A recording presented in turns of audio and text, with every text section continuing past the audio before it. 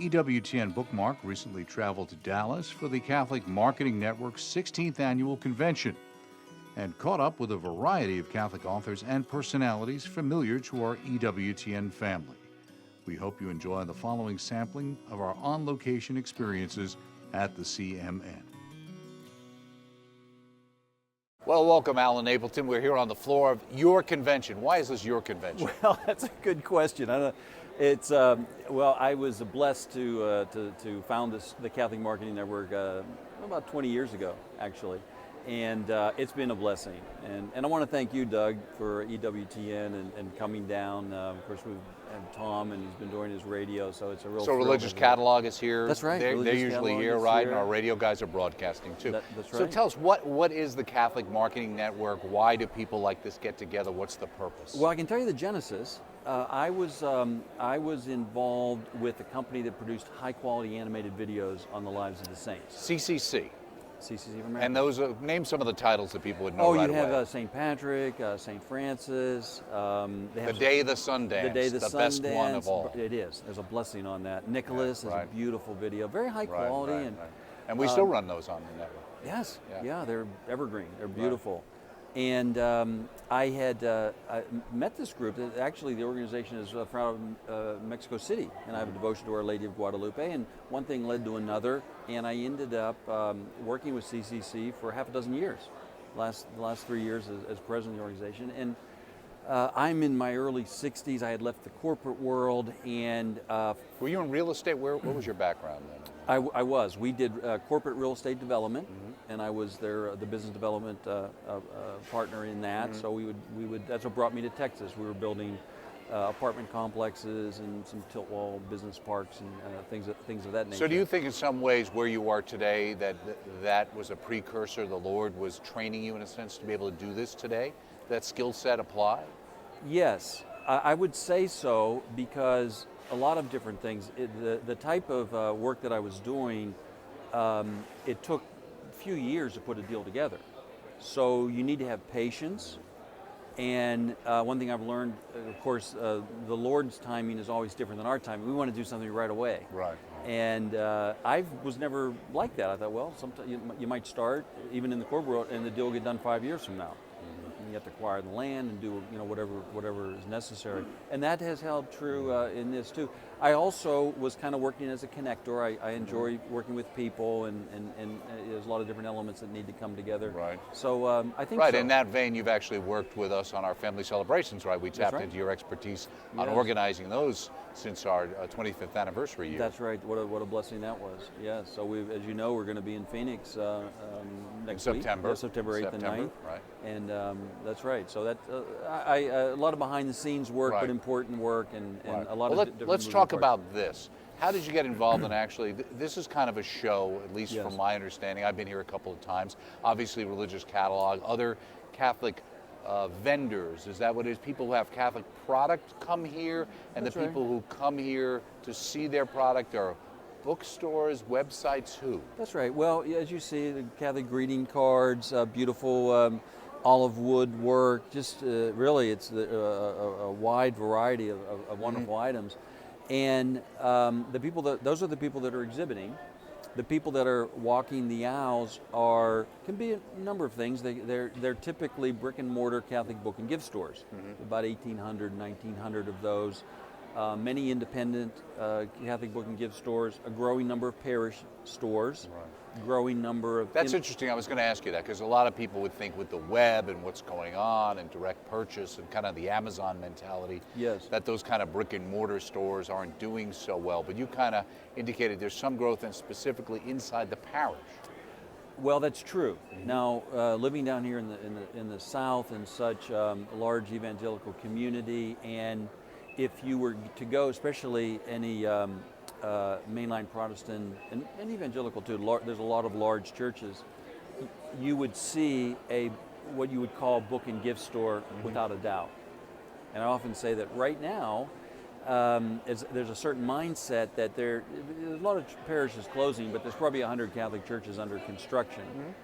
Beginning to see a few but generally that's where we Catholics come together, and more lay people are looking to open up in that location, and I think it's a good thing. More and more pastors are looking at that. And too. that's the question, why do you think more people are looking to do that? And do you think, as an addendum to what you kind of started to say, more pastors are open to that?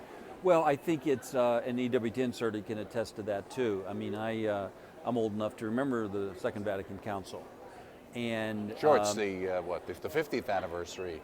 That's right, yes. Right, of the starting of the council this fall. Yes, right? that's Right, exactly October, right. And so we all know the church went through challenges. And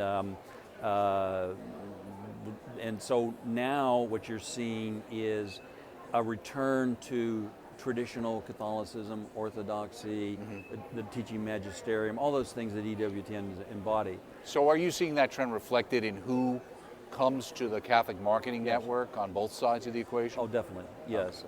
Again, you see we have some young sisters here, young priests. Those are the orders that are attracting the vocations. So they are here. You also see young people. You know, there's young people that we have a couple hundred Catholic bloggers and podcasters that are here. And right. Well, let me ask you that, because there's like the Catholic Marketing Network. Is that the umbrella? Because there's some sort of Writers Guild thing happening, That's exactly right. and kind of a new media thing happening. That's right. Right. Yes. Now, are they part of the CMN or working in conjunction and connection with, or how does that work? Well, the Catholic Writers Guild has been meeting with us for I think 5 years now, and they were founded 5 years ago, and there's a lot of synergy because they're made up of Catholic authors. We have Catholic publishers here. Some of the Catholic publishers speak at some of their seminars. It's primarily a group of Catholic journalists and authors. The Catholic New Media, that was a decision that was made mutually. The thing, Doug, is that they're independent. They're having independent sessions, but we're coming together for Holy Mass. Right. We're coming together for the evening events. We have a beautiful Eucharistic prayer chapel here. So there's some synergy there.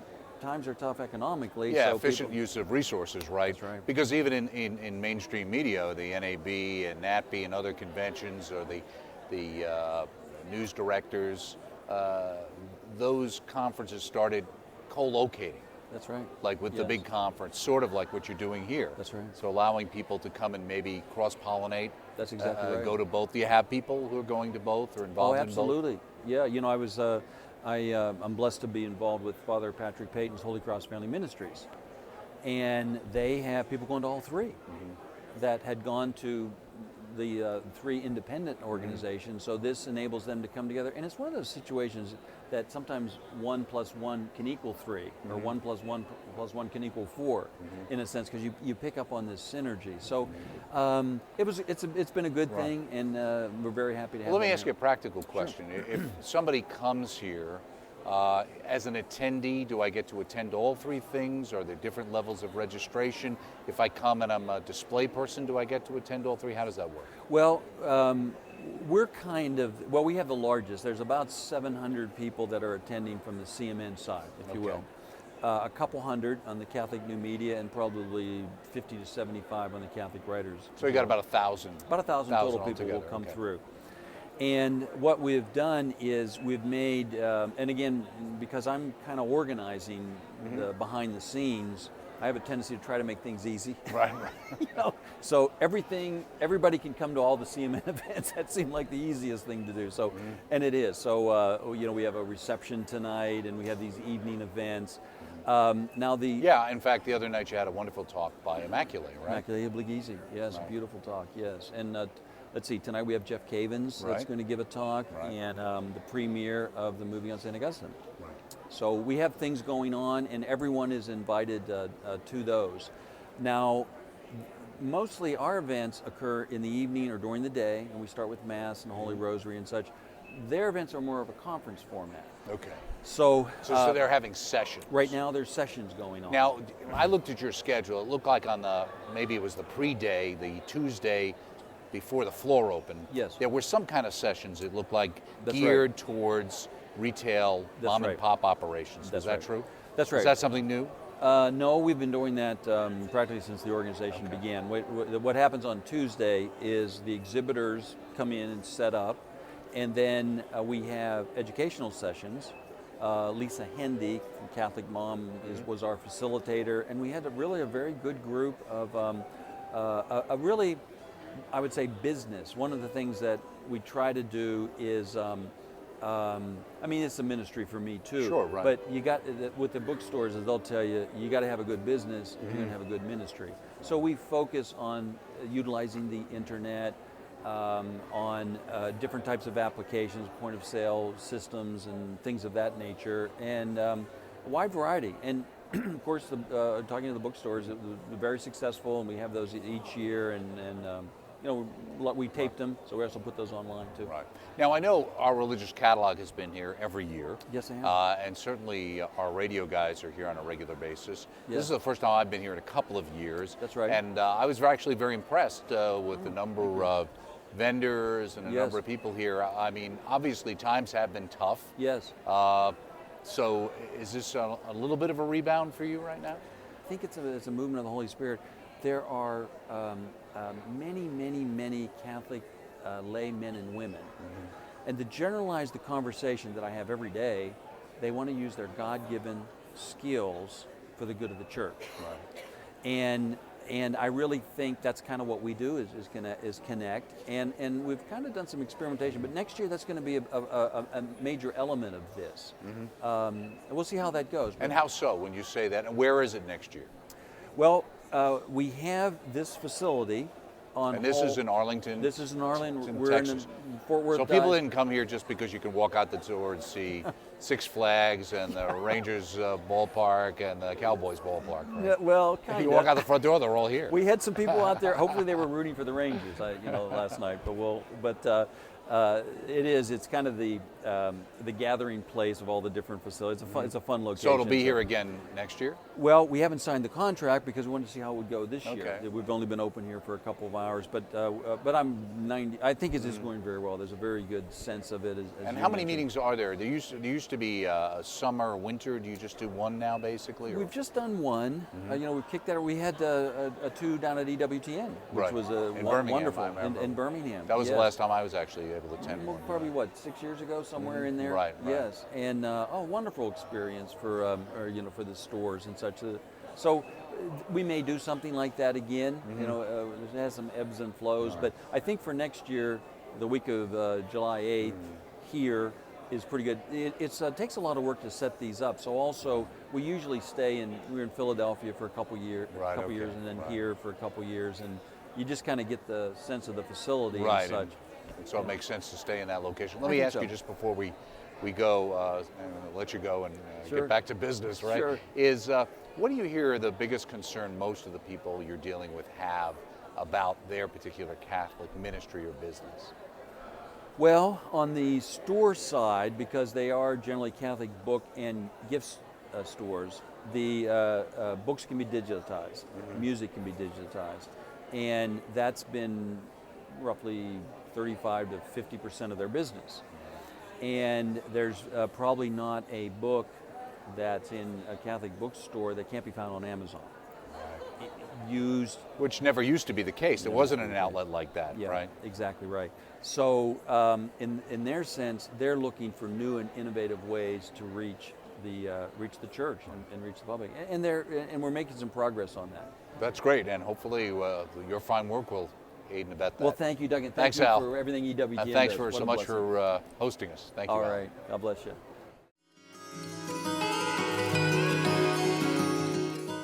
Well, Father Andrew, it's great to see you again here on the floor of the CMN this time. And you're always on EWTN. You've done series for years. You've been on EWTN, but you have a special connection to the CMN too, right? That's right, Doug. I've known Alan Napleton, who's the president, I guess, of CMN, and for a number of years now. We met down in the Shrine of Our Lady of Guadalupe in Mexico. I was going down to give. Was that by chance then? He was working with one of the groups that was sponsoring retreats and workshops, conferences and all, down at the Shrine of Our Lady of Guadalupe there in Mexico City. And he happened to call me up, and he was asking if I could stay a few extra days. One of his nieces was getting married. They had permission to do the wedding there in Mexico City, right on the grounds of the shrine. It was actually a little chapel. It's called the Circular or the Circle Chapel or something. And she asked me if I would do it, so we got to be good friends with it. And why did he, I mean, had he seen you on EWTN? Was he familiar with your writings, or what was the connection? No, the strange thing is that we just happened to be talking on the phone. Really? Yeah.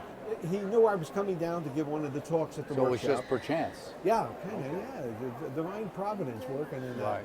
And he just happened to ask me, he says, would you be willing to stay about 3 extra days and do this wedding for my niece? I said, well, I'd love to do that. You know, I had never been to Guadalupe, so I was looking forward to it. So after that, when the work of the CMN began, he asked me if I would become a chaplain to it. And so I've been doing that every year. So how many years is that now?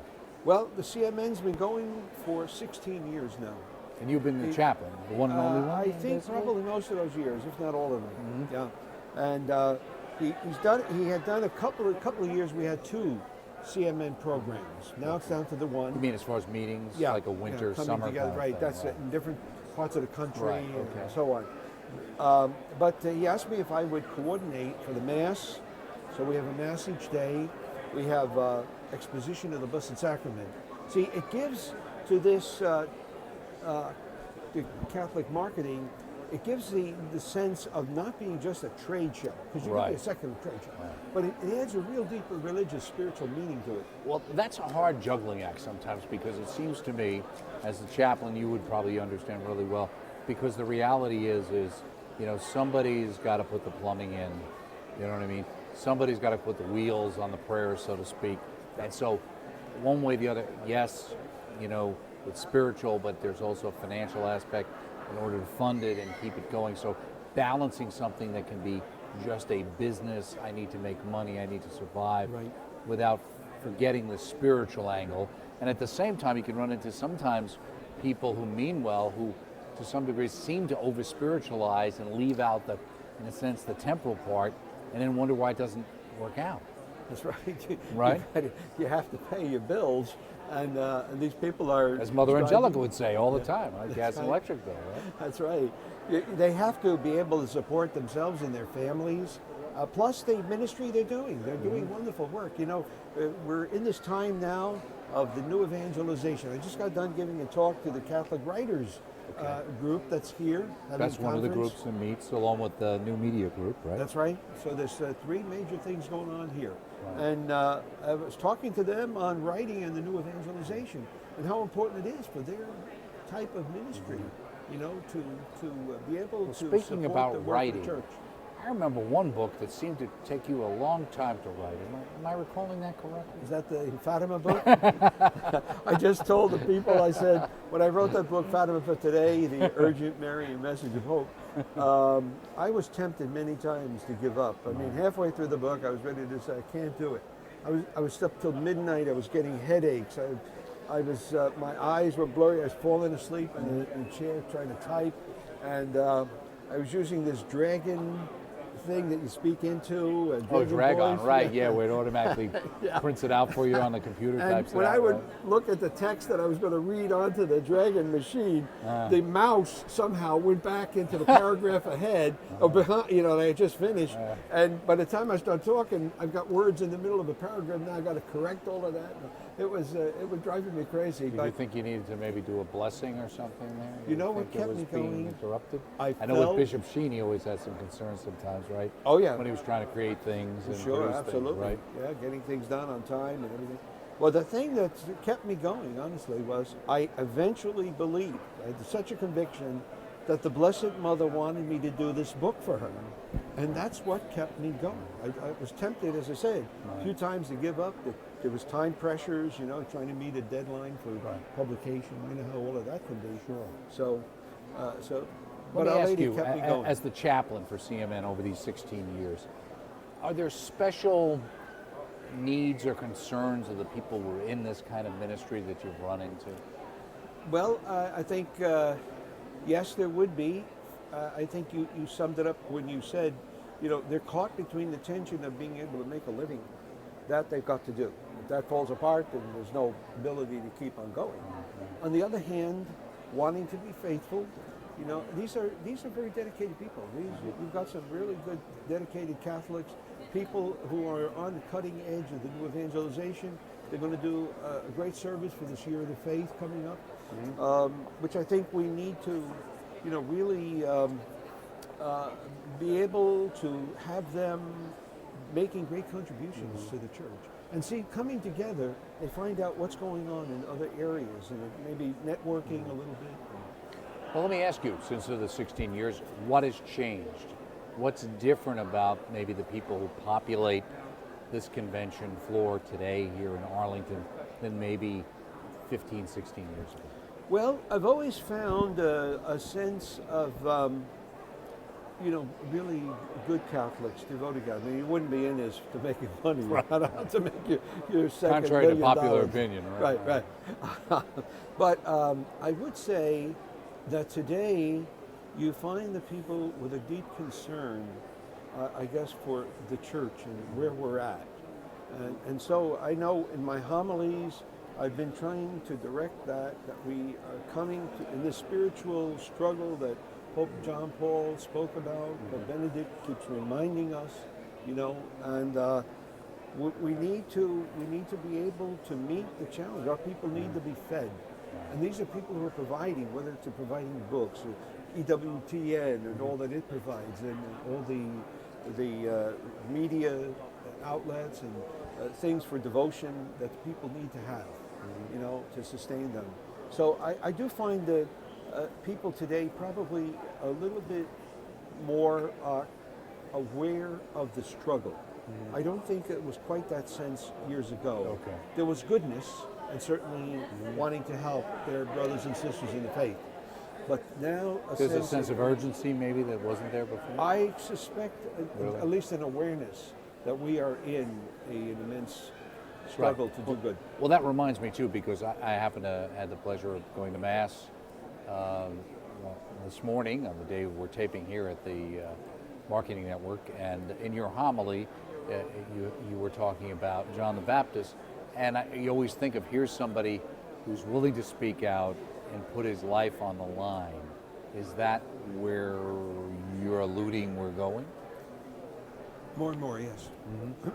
That quote that I used there I've heard it from Cardinal George and Archbishop Carlson, when they said, I will end my life in a hospital, my successor will end his life in jail, and his successor will be martyred. And, those are sobering words.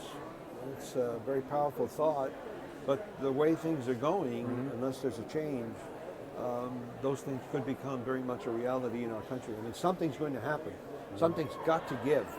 You can't put, you can't be restricting the freedom of conscience and expect that people are going to live peacefully under this. You can't do it. It's either going to be a great persecution or there's going to be something that's going to be a reaction. And, I certainly hope it wouldn't be a violent thing, but people are going to want their freedom without oppression. It's not an American way of life. Right, exactly. Let me ask you, just on a different tack, looking at it from the more temporal sense, the floor here in Arlington seems to be pretty populated. It seems like a lot of people exhibiting. I know I had a chance to talk to Alan earlier, and he indicated that things look like there may be a bit of an upswing. What is your sense? I think, with the addition of the people who are with the Catholic Writing Conference and also the people with the new media outlets, I think that's adding a real coming together, again, a networking of sorts, to people who know that they can help one another. They need one another. I know I was talking to someone who said they're going to be talking to some publishing companies. I just got them again speaking on writing and the new evangelization. So what they have written, they want to show to some of the publishers. And so it can be that people are going to know that this resource exists. Right. And the more that gets out there, Well, are you uplifted at least at some level that when you speak to the writers group or the new media people, you see a lot of young people? Absolutely, absolutely, yes. Yeah, you see that it's an encouragement for the future. Yeah, we need to know that to have the people who are not only qualified but on fire with, I guess, determination, desire to share the faith is a quality you can't teach anybody. It's got to be in the heart, and that's got to come from the Holy Spirit. What about maybe talk to our audience and indicate that though sometimes you can go and find some of the same materials in some secular outlets, it's important to maybe support, right, and patronize those Catholic outlets, right? Absolutely, yeah, because these people are doing this for the work of the church, and it's always, I think, a very important idea that if you're going to get it, you support the people who are supporting your work. It's like supporting Mother Angelica and EWTN. We want to support that because we know how much good is coming. Just like the Franciscan Friars of the Renewal. That's right. Exactly. We are mendicants. That means we're beggars. We depend on the generosity of people to keep us going. We beg for our cars and things like that. We get our food. People donate a lot of our food to help us. So that, we don't have set incomes. We live on whatever people give us. But I always think of Mother Teresa, and she had a beautiful saying. She had a pot of soup or something on the stove, and she said this prayer. She said, Jesus, if you promise me that pot will never go empty, I promise you that it will never remain full. In other words, I will always be giving to others, to those in need, what you are giving to us. Thank you so much, Father, for all you've given to EWTN, the church, and even to the CMA. Thank you. Thank you so much, Doug. Great to have you. Pleasure.